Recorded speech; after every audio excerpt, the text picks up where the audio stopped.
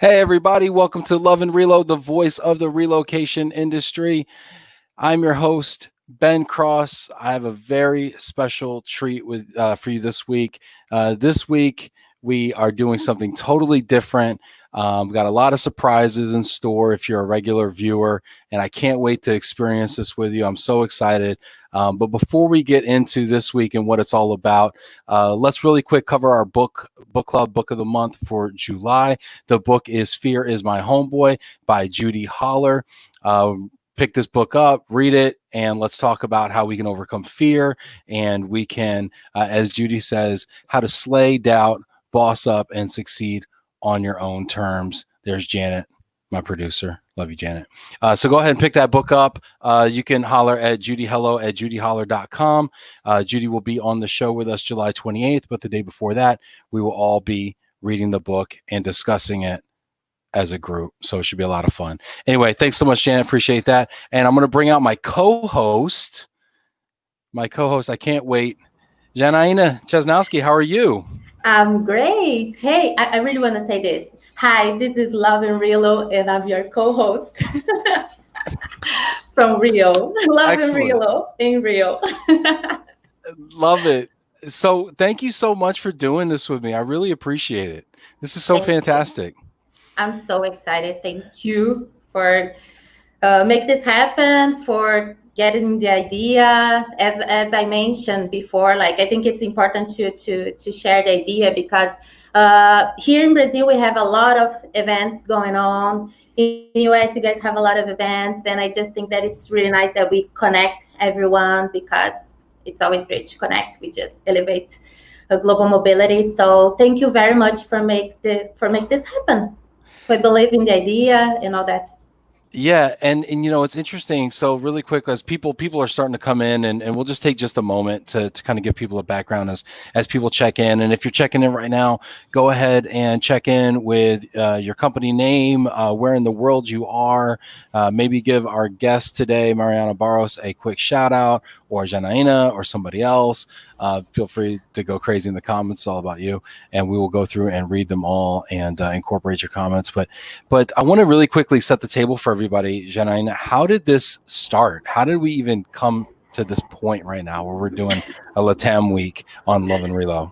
Yeah, it's like people always say I'm all over. I'm always trying to make connections, and I think that's what global mobility is, to connect with people. So I always see that here in Brazil we have great events, webinars, and people are always sharing. In US the same way, but I kind of think that we need to be more connected and make this all happen together. I think during the pandemic, we are having some of the events that people are kind of being all over, but the idea that was just like to connect everyone, to make people know that in South America, in Latin, in Brazil, we have great professionals, and we want to show to the world. Yeah, and I think as a person who, of course, I'm in the U.S., so I have the U.S. bias, right? But I do think that sometimes we forget about our partners in Latin America, and it's just not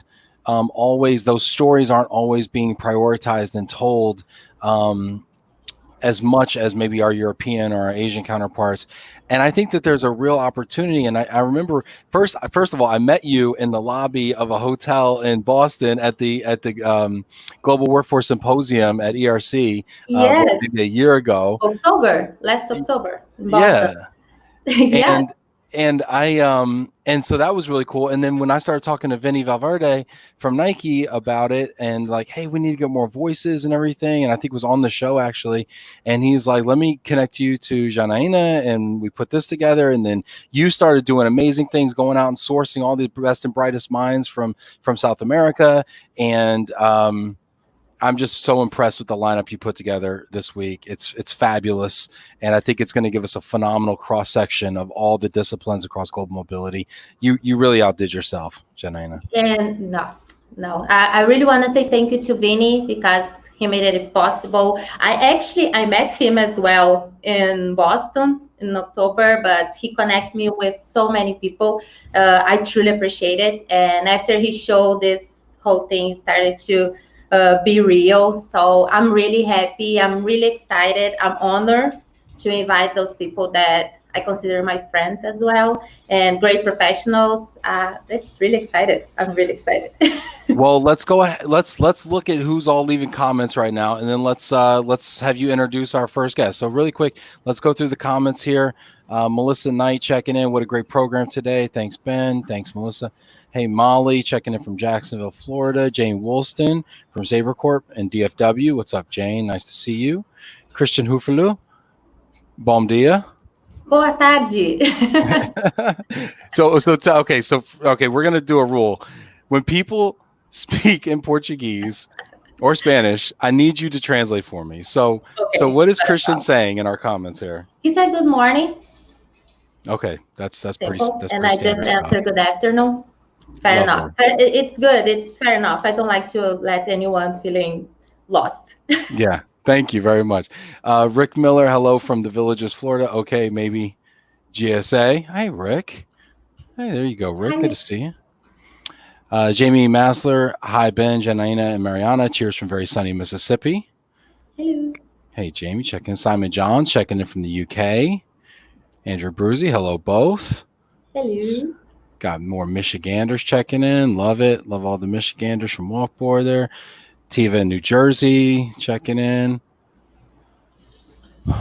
Hola de Atlanta. You know, he's saying hi. Hello from Atlanta. Yeah, okay, cool. Leo. Hey, Leo. Yay, Leo. Everybody loves Leo. Yep. Except when soccer season's around, right?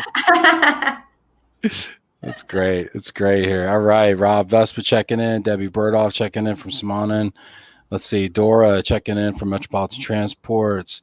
Andrew. Hey, Andrew. Thank you. Super excited. Cheers from Brazil. Let's see here. Who is? So some of these don't. Oh, that was Juliana. Juliana checking. Juliana's going to be on the show. Yes, tomorrow. Then Tim Quirk getting in on the action. All right. Fernando Donadon going to be on. Yay. He's going to. When's Fernando going to be on? Friday. Awesome. All right. And I love it because Fernando is inviting everyone and saying that it's happy hour time. So beautiful. So if we were in Brazil right now, what would we be having for happy hour? Here in Brazil, let's say hi to Mabel. I saw her. I love her. Mabel, she's awesome. And okay, here in Brazil during happy hour, that depends. But of course, we like beer. Let's drink beer.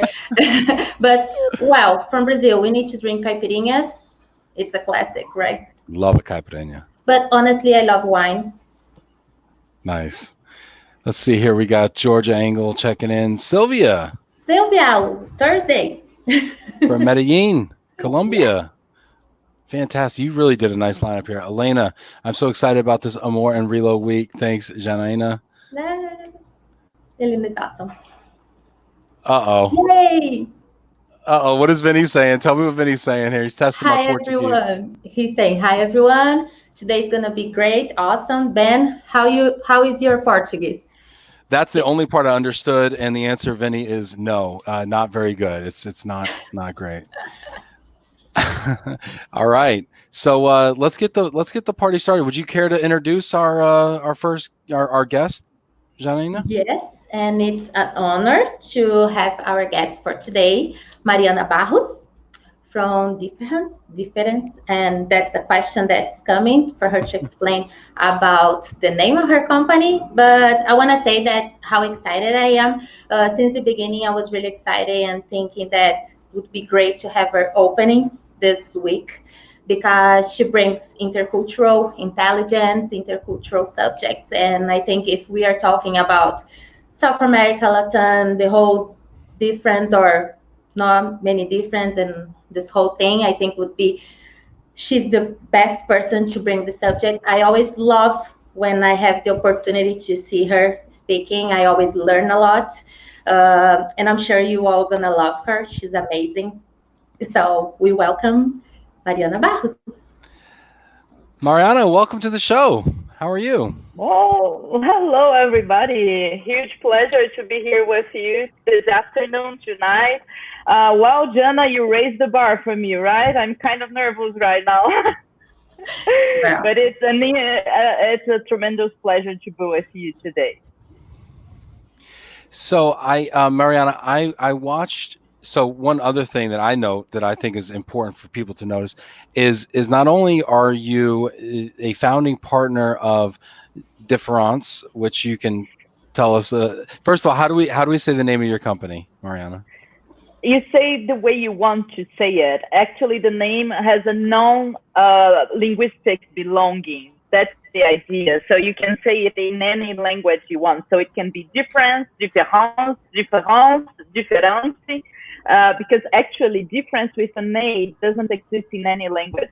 It's a concept built by a French philosopher, Jacques Derrida, who worked on deconstructivism. So that's what it's all about. You can pick your choice. Yeah. I love this. A word I can't mess up. This is a great way to start the week. Well, so what I was going to say though is Mariana, I was kind of studying and prepping for our show, and you are also a Tedx Sao Paulo speaker. And what was that like for you to give a talk at Tedx Sao Paulo? And I found it to be a great talk, by the way, and anybody that's watching should check it out. Well, thank you very much. Actually, I would say it was one of the most important experiences in my life, not only by having the chance to talk at a TEDx, but it was a very special TEDx in Brazil because it was a TEDx of Black women. In Brazil, we say Black, we don't use Afro-descendants. So we had 20 Black women in Brazil and 2 white women in a TEDx. And all the audience was of Black people in a very fancy hotel in Sao Paulo, which never happens because color is a strata thing in Brazil. So it was a very, very powerful experience, and I'm glad forever in my life to have had the opportunity to participate on that. Thank you, Alexandra Loras, who invited me to participate on that. It was an honor. You mentioned a couple of things, so I want to stay on this TEDx talk because I watched it and I really liked it. You mentioned a couple of analogies in it that I thought were just really interesting about cultures and the way people from different cultures view one another, and how it really has more to do with your point of reference than it does with who the other person truly is. And one analogy you brought up in that talk was what the experience must have been like when Portuguese settlers and colonizers came over to Brazil and to South America, or what we now call South America, and what the indigenous people must have thought and what they must have thought of one another. Could you tell us a little bit about that analogy? And I think it's very enlightening. Yes, sure. What we say in the field is that culture is the software of the mind, right? And language is culture and reality. So language and culture and reality, they co-build each other. So what I said in the TED Talk is that for the indigenous people, when they saw the Portuguese, they could not address the Portuguese as human beings because they didn't have that in their language nor in their reality. The same way the Portuguese could not address indigenous people as human beings because although they had some stories about indigenous people, they didn't really have that as their reality. And what happens is when we see things that are so different from our reality, from our values, the first thing is that we get amazed by that. But just after that, we get afraid of that because it's so different that we cannot include that in our mindset. This is when we start to try to colonize the other. So the other becomes like us. And then we get to understand the other, not as another, but as a part of ourselves that we were able to colonize. That's the, let's say, the core of us human beings not being able to deal with differences, actually. Because we were not taught to learn to deal with the unknown. So we have to try to colonize the unknown. And the way we colonize the unknown is either by how can I say, subjugating, by subjugating, or making them like us. And that's what we do even in the global mobility field every day with our expats when they go abroad and they cannot deal with differences. So the mistake is in the other. It's not in their way of seeing different realities. So I love the fact that you tied that in, because that's where I was kind of going to go next with this. So how does this concept apply to expats on global assignments? Well, just the same, they cannot deal with the unknown, so they will try to either subjugate. So, for instance, when people come to Latin America or go to Africa or go to Asia, they will think that also we do not perform as well as Americans or Europeans. So it's Americans and Europeans trying to subjugate us because we have different values from you or them. Or they will try to make us work as Americans and Europeans work, so then we will be equals and it's easier to deal with. So, but it's not only Americans and Europeans. We Brazilians, when we go abroad, we also try to subjugate others in saying that, for instance, you are not so nice as we would like you to be, or you are not as flexible as we would like you to be. So as human beings, we always try to colonize the other for the fact that we didn't learn how to deal otherwise. So what is a better approach then, or how do we prepare expats who are going abroad to not be colonizers? Well, first thing, they have to accept that that's our behavior, that's our regular behavior. So our pattern, our tendency is to colonize the other. So first thing, you have to accept that. Then you have to check your own cultural patterns, so you know where you will try to colonize the other. If you know your values, or if you know the values that tend to shock, the values from your culture that tend to shock with other cultures, you will know where you try to patronize or colonize the others. And then you have the third movement, which would be curious and accept that even though the other might not fulfill you in your values, the different people are always bringing you something that is wealth or rich for your life. So you just gotta be curious and do not try to control what you're getting from other people. So it's hard. Well, that's what I was going to ask. I mean, do these prospective colonizers accept this reality, or are they trying to tell you, no, you're wrong, my point of reference is correct, I'm going to go abroad, I'm going to judge other people by my standards for my home culture, and it doesn't matter what you say, and I'm right? I mean, do you get pushback from people who just don't want to embrace the openness and the flexibility and accept? Sure. Well, I mean, people are different, right? Mm-hmm. So we have many different styles of expats, and for sure, most expats will have a hard time trying not to control reality, because we are just afraid of the unknown. And then, depending on their personality, they will tend to accept more or less the differences.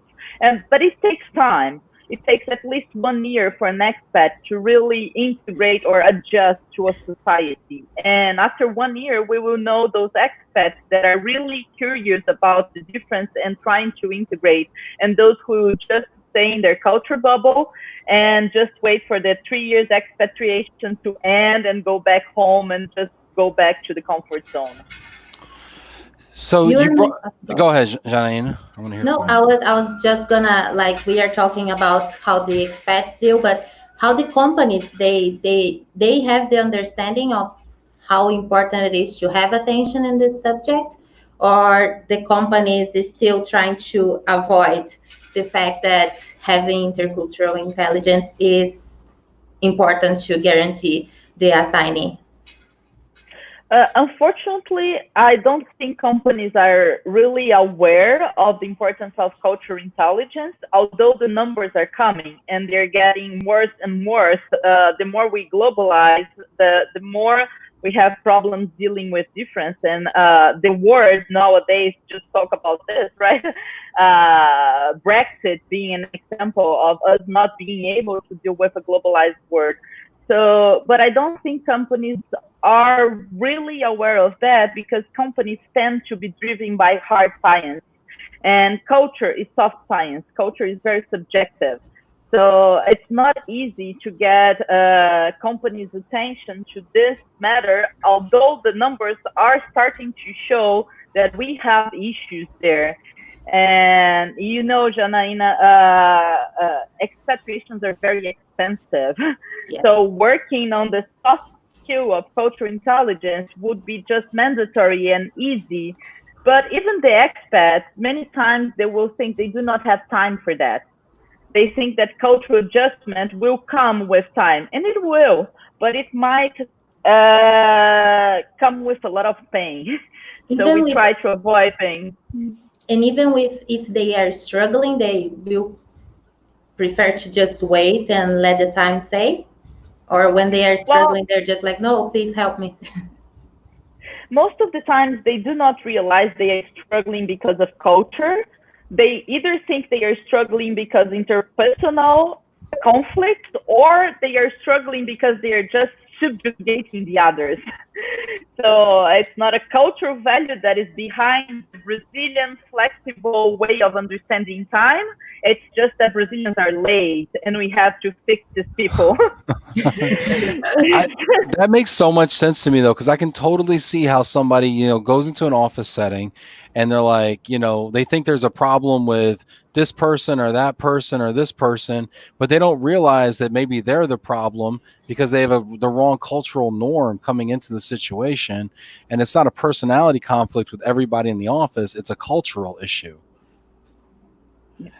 Then I would say that 90% of the times it's about culture, not about interpersonal issues. But since we do not have the chance to talk about culture inside companies, it becomes personal issues.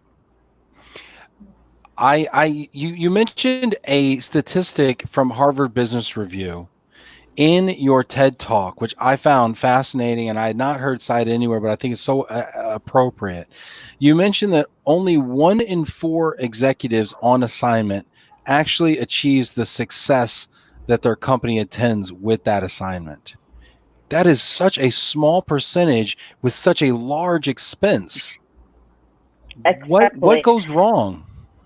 Okay, first thing, Ben, I have to mention that this is really old data. It's from 1999. So why do I keep using this data? Because first, it's a Harvard Business research, and second, because numbers haven't changed. Actually, it's an optimistic research. Numbers have actually gotten worse. That's one thing. Then the next thing is, what is success in an expatriation? That's another thing that is really hard to address.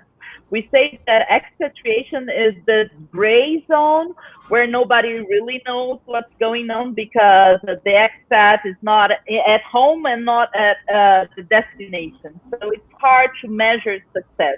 But I have a very, very subjective and at the same time objective ways to measure success, which is, if you want to be a successful expatriate, you need to integrate the destination culture. Okay, because if you really want to have success and perform well at work, you need to learn the language. You need to socialize with those people. So I will only know that you integrated that culture and that you are being successful if you speak the language and if you have friends in that culture. And then I give the question back to you. How many expats do you know that really learn the language and more than anything that get to build friendship, build relationships with people from that culture? And again, the only way we get to not underestimate people or not to subjugate people is to develop affection towards those people. And you only develop affection through the development of relationship. I love that answer. And anybody that's watching right now, we have about 30 something people on LinkedIn. We have another 18 people on Facebook and YouTube watching. I'd love to hear questions from the audience, and I'd love to incorporate them. So you have Mariana here, who's an expert in intercultural training, expats, and all that goes with that. If you have a question on intercultural training, if you have a question on Brazil or other countries and how people can deal with the cultural differences, I'd love it for you to ask them in the comments, and we'll definitely get to those. I see a couple of great comments coming in, but you said something, and so here I am, an American, right? We are notoriously bad at this, at what you're talking about, right? Probably the worst. Okay, I think we're the worst. If there's a worse culture, then please let me know. But I think about countries. I bucket countries in two buckets in my mind, right? When I think about a foreign assignment, countries that speak English and countries that don't speak English. Okay. And the countries who don't speak English for me are much lower on the list than the countries who do speak English. So, like, for instance, I interview people on this show all the time from Amsterdam or from, someone from Luxembourg and one of the things they'll tell me is, oh, we speak English over here commonly. You won't have a problem. It'll be fine. And that to me is like, oh, what a relief, right? And so I wanted to know, based on your kind of the way you look at success and basically having friends that are native to that culture and speaking the language are two fundamental keys, prerequisites almost to success in that country. Does that change at all for countries who allow for non-native tongues, right? So countries who may speak English in business, for instance, or things like that. I mean, does it change the equation at all? Well, maybe if we talk about the Netherlands, for instance, unless you want to live in the Netherlands, you do not necessarily need to speak Dutch. But it's not the same. But then you have to build relationships, all the same. And to build trustful relationships, you will need to learn some Dutch. Because if you want to be in a dinner where the Dutch will just drink a wine and really confess their values and really exchange through feelings, they will be speaking in Dutch. So yes, you can flow, you can go, and it's easier, but you have to be careful, because maybe like if you come to Brazil, you'll be obliged to speak Portuguese. Yes. So it might be easier for you to integrate in Brazil because you do not have the safe zone of English speakers. That was exactly what I was going to ask. I was like, so probably considering this language thing, so Brazil, South America can be a challenge, can be challenge places for people to come, because I don't know exactly the percentage, but people don't speak English. Well, definitely Brazil, we have maybe the worst English in South America. Talking about the important economies in South America that are globalizing people, definitely we have the worst English. But we are very patient and flexible with people, so we love to teach people our Portuguese. So we do not have the language, but we have the socialization skills. So every culture has different aspects and different richness that I think that every experience is worth it. Awesome. Janaina, I can't help but thinking that you set up Latam Week for me, knowing I don't speak any Portuguese or Spanish, and booked a whole bunch of people who say that our English is the worst, and we don't have a lot of patience for people that don't speak English. I know we have a little bit of patience, but you can't possibly hope to connect. And I'm just thinking, thank you so much, Jana. I appreciate you putting me in this situation right now. No, here we have the best. Now here this week we will have the best English that we can have from Brazil. So enjoy, people. We've got some great. Ben, go ahead, yes, Mariana. One thing, Ben. Much more important than speaking the language in Brazil is speaking the body language. And that's much harder than learning to speak Portuguese. So communication is much more complex than the language. Americans and Europeans tend to speak and communicate with the language by really words. We do not communicate by words in Brazil. That would be the less important thing to understand about our communication style. So you just have to take that into account also. Okay, before we get to these questions, I want to know more about this. Okay, so tell me about the body language, because I think that's one area where I'm a little more fluent, perhaps. So what body language aspects, or what body language do I need to learn? Do I need to understand in order to be more fluent? Well, first thing, Brazilians usually tend not to say no. No is a very hard word for us. So you have to read in our bodies if, although we are saying yes, we are meaning no. And that you have to read. Okay. So the same way that if Janaína invites me to her house, I can read in her body if it's a true invitation or if it's just a nice goodbye. If it's me, I always mean it. I always mean it. Well, but then I will answer that I'm coming, and then she has to be able to read if I am indeed coming or if I'm just saying a nice goodbye also.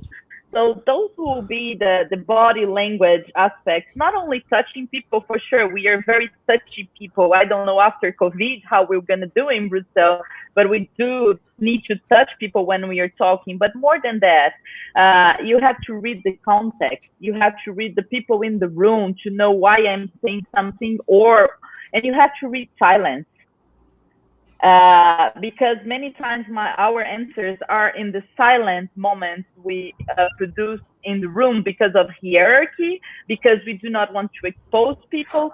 So that's much more complex. So again, not only language, but also body language, which we'll actually address as complex communication, but it's because it's not only body language. Asian people, they have complex communication and they do not necessarily communicate with their bodies. Wow, this is so interesting. So the three things I've taken away here are that I should never say no. I should touch people often. And if Janaína is quiet, it's because she doesn't want to expose me. These are the three things I've learned so far.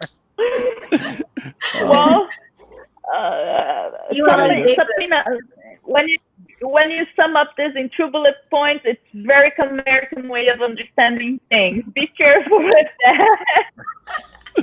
Awesome.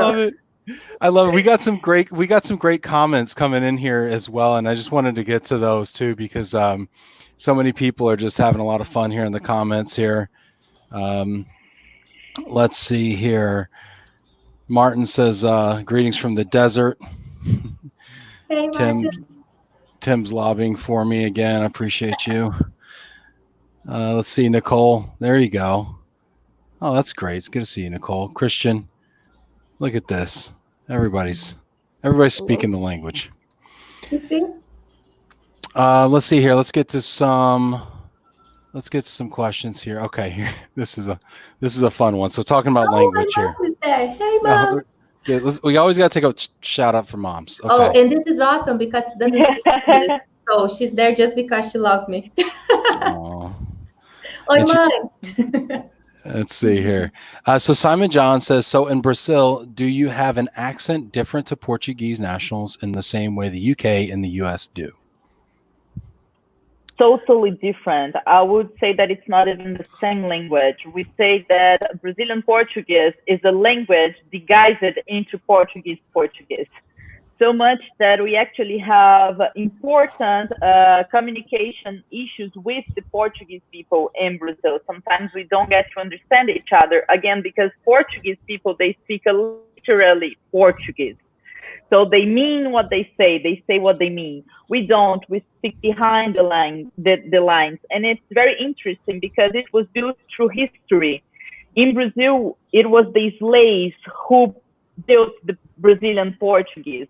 And they didn't want the colonizers to understand what they were saying, although they had to speak in Portuguese because they came from very different ethnies in Africa. So they didn't speak the same African language.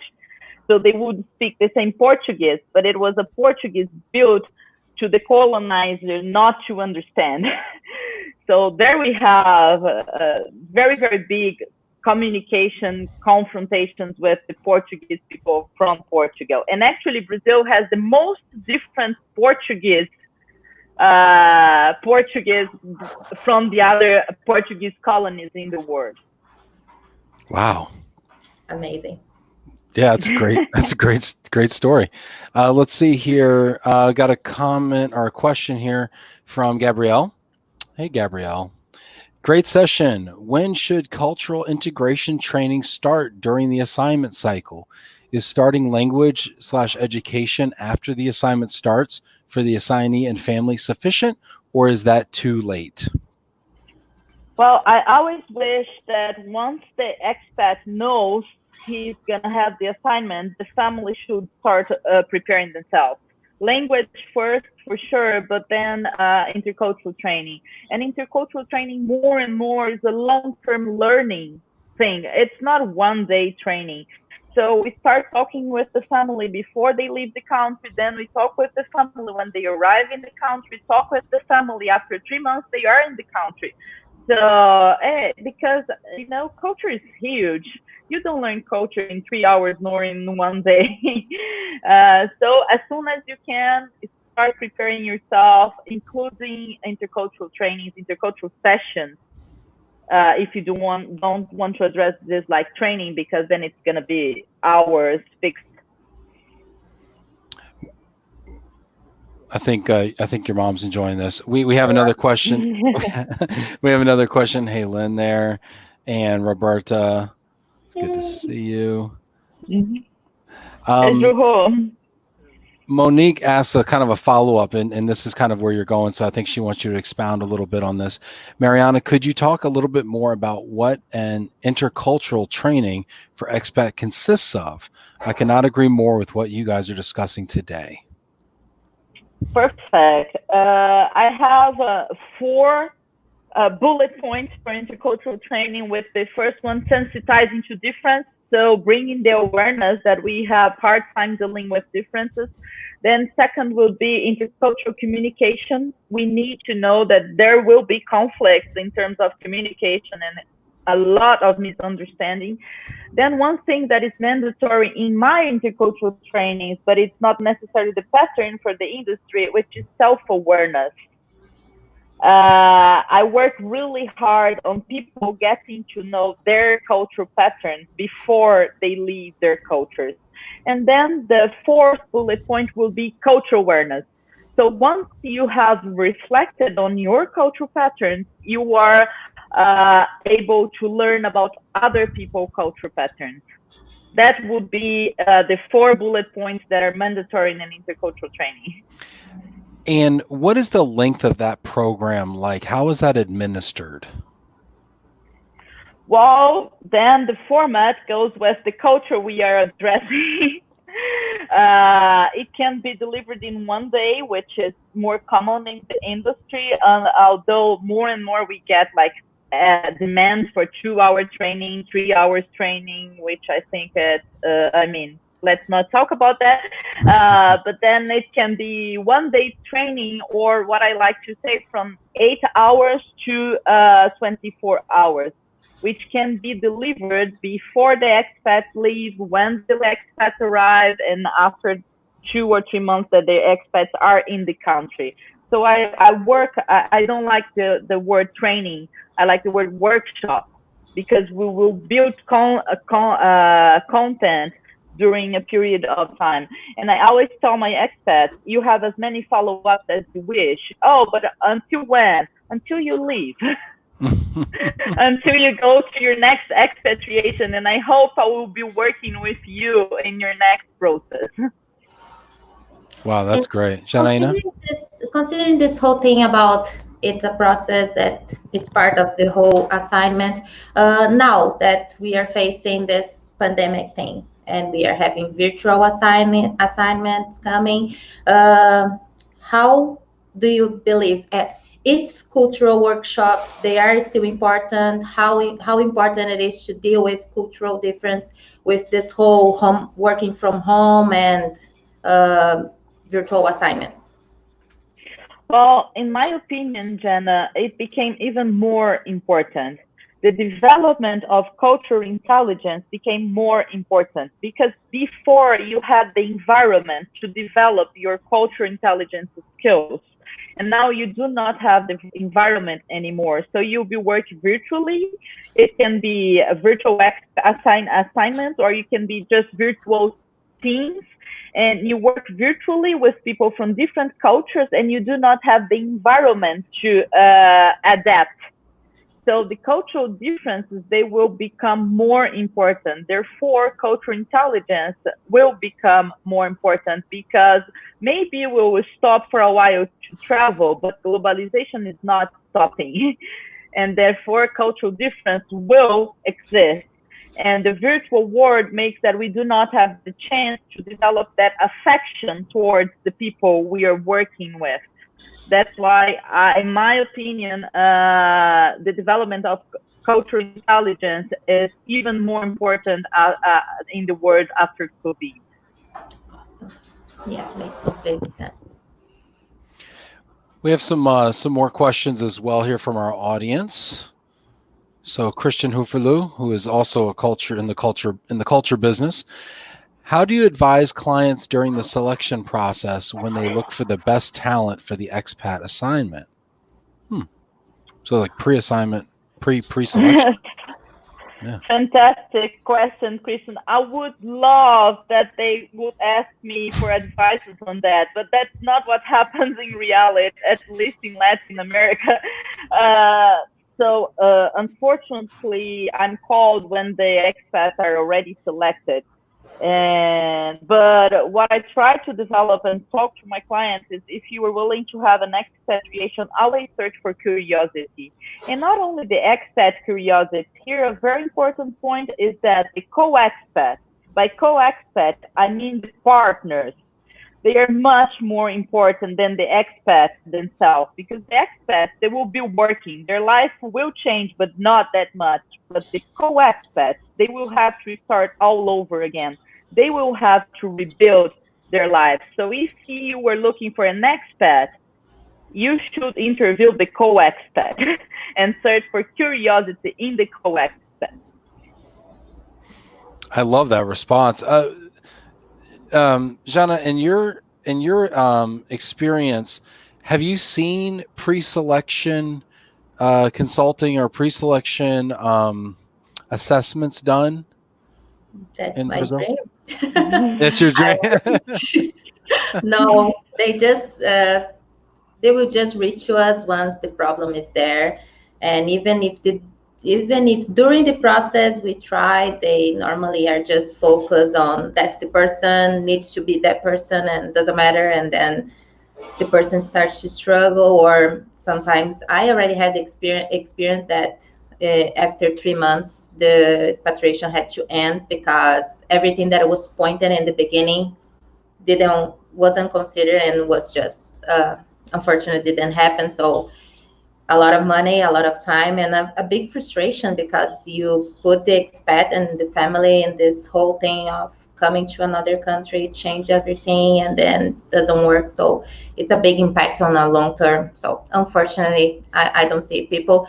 The other day, I hear this person mentioning that the intercultural training was part of the to-dos on the list, and the person just and the assignment started and everything was going, and the assignment was about to end, and then the people from the HR, they realized like, oh, okay, we didn't give you the intercultural training, so go. And the person was returning already, was like 3 months to returning home. So, and they didn't make the right one, because it would be good opportunity to have the whole training for the repatriation process. But no, they just gave the training that was considered for the beginning. So just a mess. People don't understand the importance, the value, why they are doing. And for me, it's just like you miss a great opportunity. You're losing a great opportunity to invest and to show that you care about the assigning. So this brings a great question, actually, that Mena has, actually, and I think we might have lost Mariana. Our time might have run out, I guess, with her. She'll probably, she's coming back in, but this is a great. Let's bring her back in here. Hey, you're back. I thought you got tired of us or something. It's fine. No worries. We're very flexible. Here, Mena says most of the companies are not considering the cultural differences training as an important aspect that can lead to assignment failure. How are you persuading your clients with its importance, and what are your tools of evaluation of a successful training? Perfect. Yes, as I mentioned before, companies do not necessarily consider that as important as it should be. What I did is that I started delivering very relevant workshops for important positions in the company. And once those important positions went through a relevant workshop, they would make the company understand that it's more relevant. So that's the way I convinced my client. It's very hard to sell intercultural workshops to clients that are not willing to buy it. Because unless you have been through an expatriation process, and unless you really have understood the importance of an intercultural training, you're not going to buy it because you don't know what's really going on there. So what I did is that I invested time in developing a very, very relevant methodology. So the CEO who would come to my intercultural workshop will tell all the expats in the company, it's mandatory, you got to do that. So that's my strategy. I think that's brilliant, and I found this with any kind of education or any kind of training, is that if you haven't been through it yourself, it's hard to find a value for it and assign a value for it. I mean, this is the case. I feel like this is the case with college degrees, advanced degrees, right? You ask people, oh, do I need a college degree? And if they don't have one, they'll say, no, you're fine without it. And if they have one, they say, oh, you have to have that, and I think that's the thing. And I think that's brilliant. How did you get the CEO to sit through cultural training and to actually buy into the program? Well, then you have some global mobility friends that will help you on that and that will assign you. And most of the times, if a CEO is in an expatriation process, the CEO will go to the training. Because most of the times, the CEOs or the important positions, they are concerned that they need to show they are doing what the company is offering to the employees. So I do not really have hard times in convincing CEOs to come to the training. It's much harder with other expats because I think the CEOs, they know the importance of education and they want to be the examples. But then again, yes, you have to have a global mobility person inside the company that trusts your work and that will offer this to the CEO. Because what I see also is that many global mobilities, they are ashamed of their intercultural program, so they do not necessarily offer this to their CEOs. Wow, that's sad. We've got, I can see with the CEOs here before we move on here. I can see also the CEOs, two things. One, they have a lot riding on it, more so than any other expat you probably train in that organization. They have a ton riding on it between compensation, face, career, et cetera. And the second thing, they're keepers of their own schedule. Right. Whereas I'm sure you have some expats that come into your program like, gosh, work is so stressful and I have to be home with the family and I have my job who's very demanding and all this stuff. Whereas the CEO can block their calendar out and say, hey, I'm prioritizing this and, I'm doing this on the company time. Now, is intercultural training something that's done typically within company hours, or is it something that's done after hours? Very good question, Ben. And I learned I had to be very flexible to convince the expats to be in the training. So I usually work on Saturdays because they would rather do this on Saturday, so they do not have to use business hours for that. So I work whenever the expats want me to be there. It can be nighttime, it can be in the morning, it can be Saturday. I actually work on Sundays if they wish me to. because that's how I learn. Again, they don't see importance in the intercultural training until they are there. So I have to be as flexible as I can to be there. So they will understand what I'm trying to bring to them. And once we have the session, they will ask for more. Wonderful. Yeah, that's great. We got some more questions and comments here. Thanks for everybody for being patient as well as we get to all of these. Monique says, Janaina mentioned a very important topic, the repatriation. How important do you guys think it is for intercultural training for this moment when you come back home, quote unquote, but perhaps you do not identify yourself too much with your, quote, home culture anymore after spending so much time in a different reality? Perfect. If I can answer that question, we have two hot topics in the field right now. The first is the co-expat that I mentioned before. So we have to pay more attention in the family and in the person that is going with the expat to the assignment. And the second hot topic is repatriation. Again, we have the turnover numbers for repatriation are huge. And most of the times it has to do with what we call the reverse cultural shock.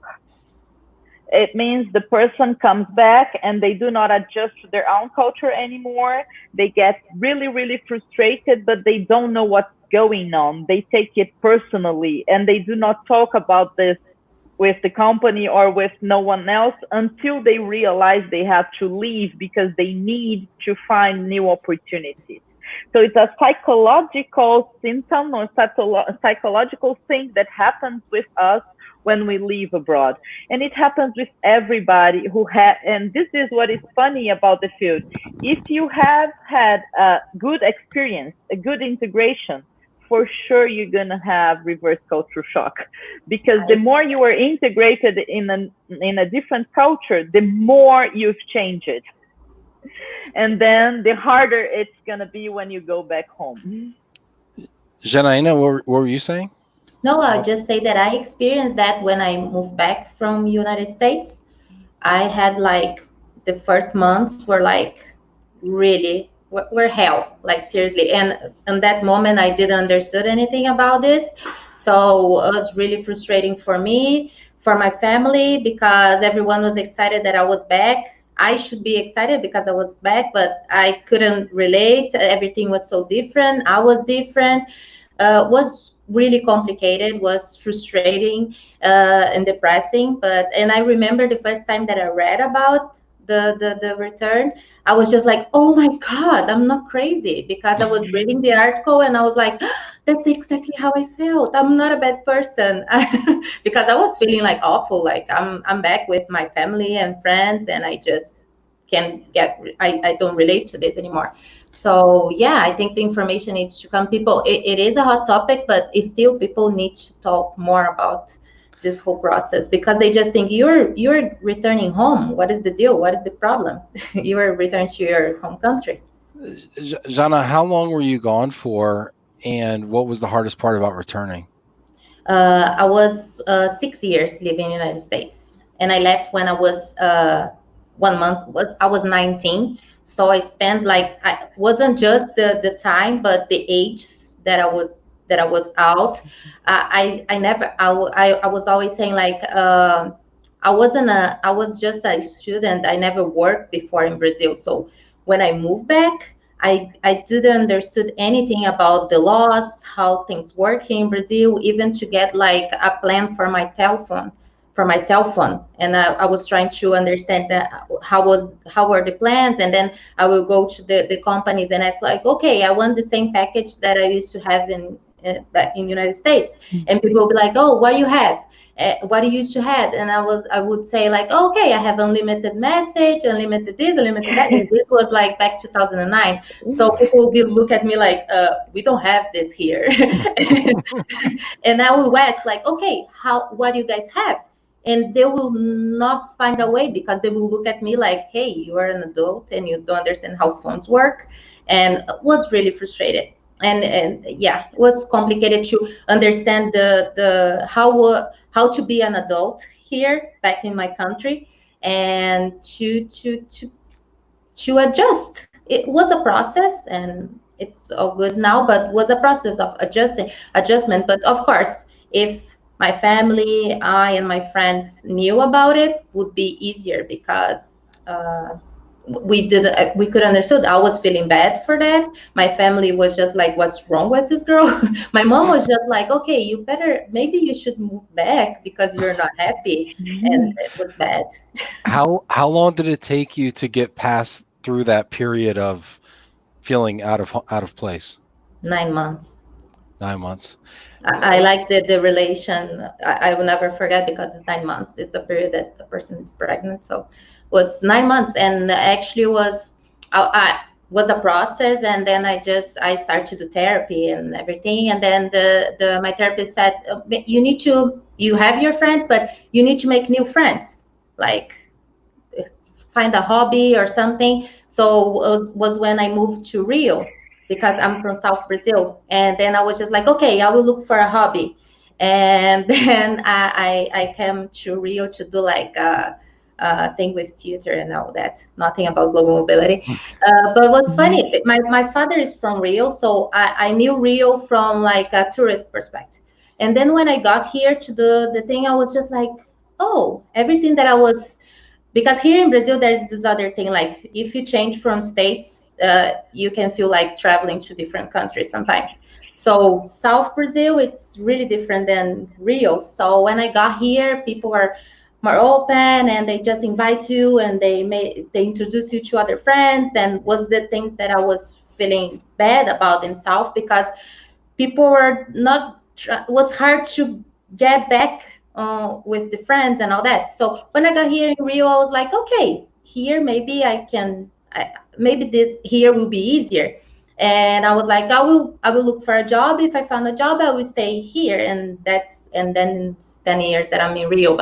And once I find a way to make new friends and get adapted in the whole new culture in my home country, things were easier again. Mariana, what is that time frame when someone is on assignment where it begins to start to become hard to come back? Is it a year, 2 years, 3 years? Is it like a tipping point where it becomes harder to return than it is to integrate into the foreign culture? Okay, Ben. Again, people are different, so it depends on on each individual. But what we know is that after 3 months, you take out the tourist bag. Okay, so depending on the age you have lived in a culture, 6 months are enough for you to not be willing to go back home. Okay, but let's say the majority will be 2 years. People will 1 to 2 years. People will feel more adjusted in the country they are living in, and they will not be willing to come back. But what we know is that depending on the age, again, people tend to be willing to come back home once their parents are getting older, and they realize they're losing some family bonds. So there's a lot of emotions involved on that. But again, it depends a lot on the individuals, but I wouldn't say people do not want to go back home. I would say that people want to be expats forever. Wow. So not necessarily they want to localize all the time. It's not because you're happy in the US for 3 years that you're willing to stay in the US. If you are an expat by heart, you will be willing to move again, because what makes the global mobility mindset is that you need to move. That's that curiosity that you talked about, having that curiosity. You always have that no matter where you're at, right? Exactly. And I just want to mention that Jana is for sure, I don't know if you have ever heard the concept of TCK. Yes. Third culture kid. Jana is for sure a third culture kid. What is the third culture kid? Any person who has lived for between 6 months for 1 year and so on in a different culture from their parents' culture, they become a hybrid personality. So, for instance, a Brazilian who was 10 years old has lived in any other country in the world for 6 or months to 1 year, this person will never be a Brazilian again. But they will not be from the country culture either. They're gonna be a hybrid thing, which is called the third culture kit.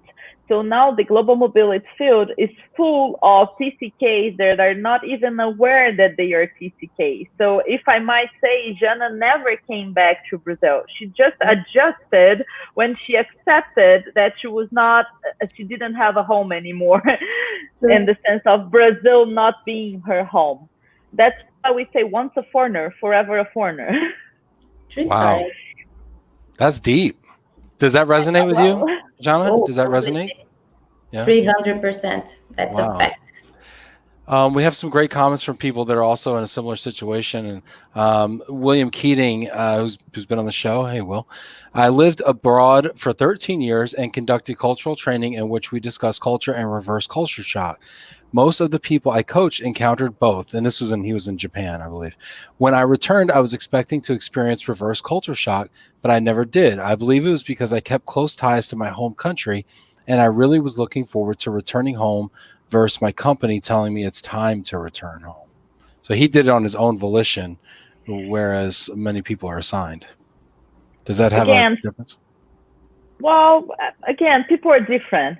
It really depends on how his experience was, how much he was integrated in the country, in the culture, for how long he stayed there. I would say that after 10 years, people tend to be willing to go back home, and they are more open to go back home, because then home is so different that it's not home anymore. So it really depends on each person's process. I'm gonna say I don't know, Will, because I know you pretty well, and I know your family, and your wife's Japanese, and your kids speak Japanese at home. So I think there might be a little bit of a culture shock there. He's still there. That's part of the thing. That's it. He's still there. That's it. He went there and he stayed there. Hey, Will, I love you, man. Let's see here. We got some folks who this is resonating with as well. Mary Lee, yes, I'm a third country kid too. And Vinny, I guess I'm a hybrid culture person. I love that. I'm a part of the world. Ooh. So we're citizens of the world. That's pretty cool. Rory says, I lived out of country for 6 years. It was the food that I had to get used to again. Different palates outside of the U.S. Rory, where'd you live? Let me know. I know he was in the Army, I think, at one point. Awesome. We're a little bit over on time. There's still some people with some questions and everything. Jana, did you have any other questions for Mariana as I look at some of the questions that have come in here? I had so many questions. I could stay here talking forever. Well, we're being very flexible. This is LATAM week, so we're very flexible, you know.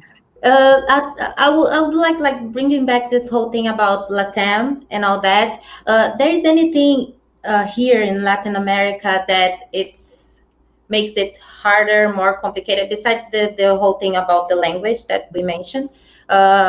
There is anything that attracts or makes people be like, okay, no, South America, not an option, related to the culture? Sure. Attractions. We are said to be Latin, which is said to be closer to European and American culture somehow. So people tend to think this is more familiar. We are said to be nice people. We are indeed. We speak Spanish in Latin America, and this is a easy language for Europeans and Americans. So those are attractions. Worst part, bureaucracy, political system, political instability, and violence. I would say this is the mix, and then we speak what is more important to you. But then I would like to take the opportunity to provoke you in the sense that, culturally speaking, Brazil is not Latin. Yeah, that was another question that I was gonna make about yes, go. Yes, so we have, this is a challenge for companies, because companies tend to address Brazil as a part of Latin, and then they realize they are gonna have cultural issues and cultural conflicts between Brazilians and the rest of Latin. To the point that I just saw in a company the other day, they were writing in their documents Latin, including Brazil.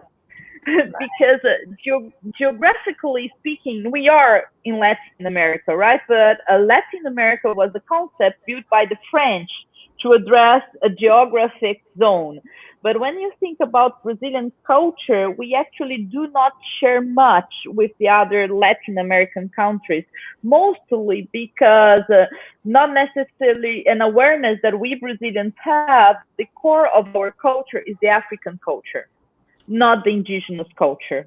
Unfortunately, our indigenous people we had in Brazil, they were all killed in the first century of our history after colonization, which means that we had the biggest slavery system in Brazil. We had almost 10 million Africans brought to Brazil.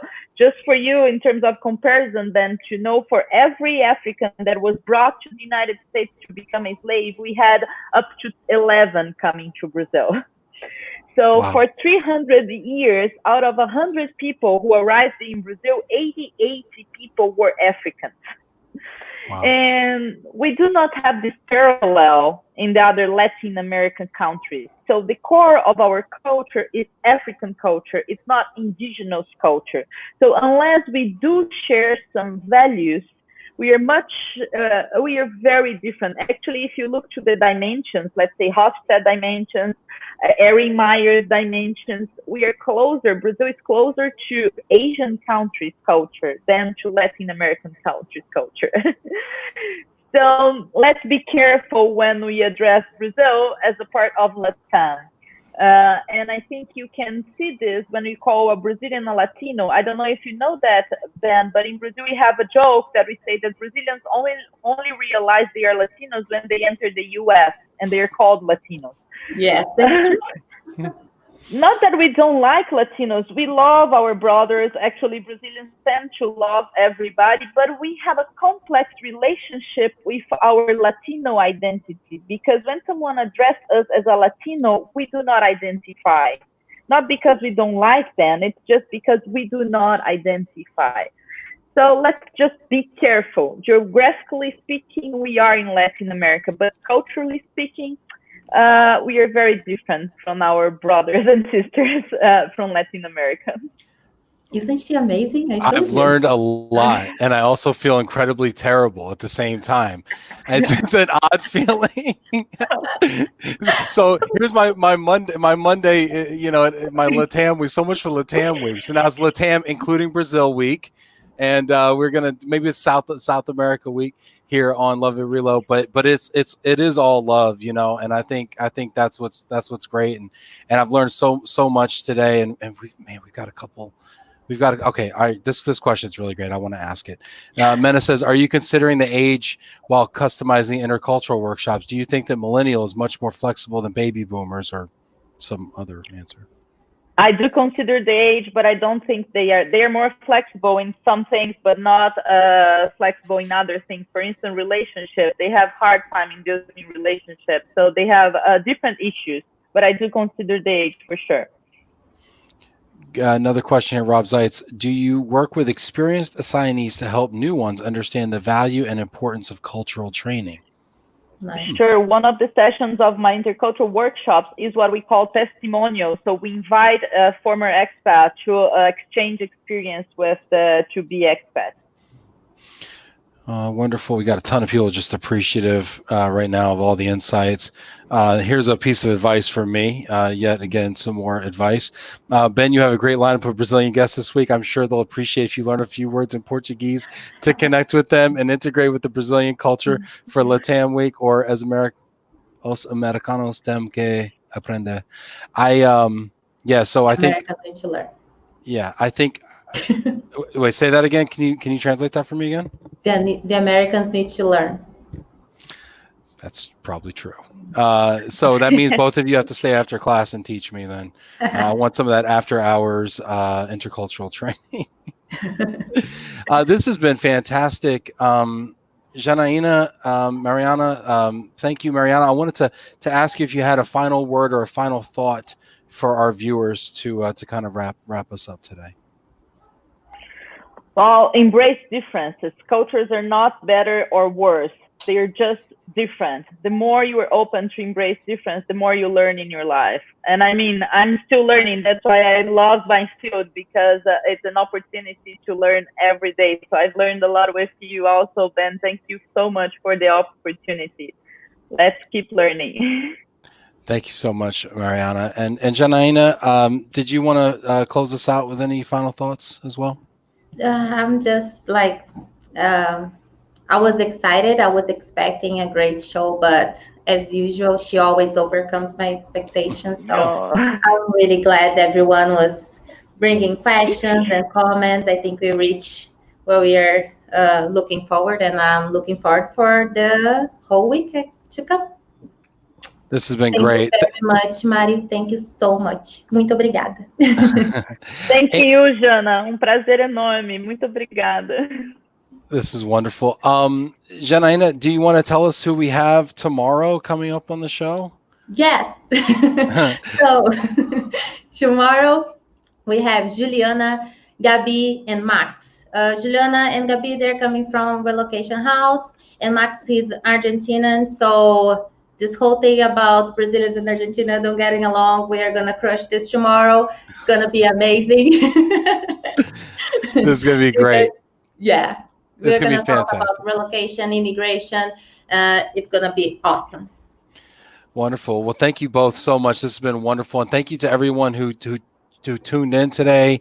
A lot of love from Brazil and from around the globe here, from Texas here. We just have a ton of people chiming in here. So this has been wonderful. This has been Love and Relo, the first day of LATAM, including Brazil week. And thank you so much again to Mariana and to Janaína. Thank you so much.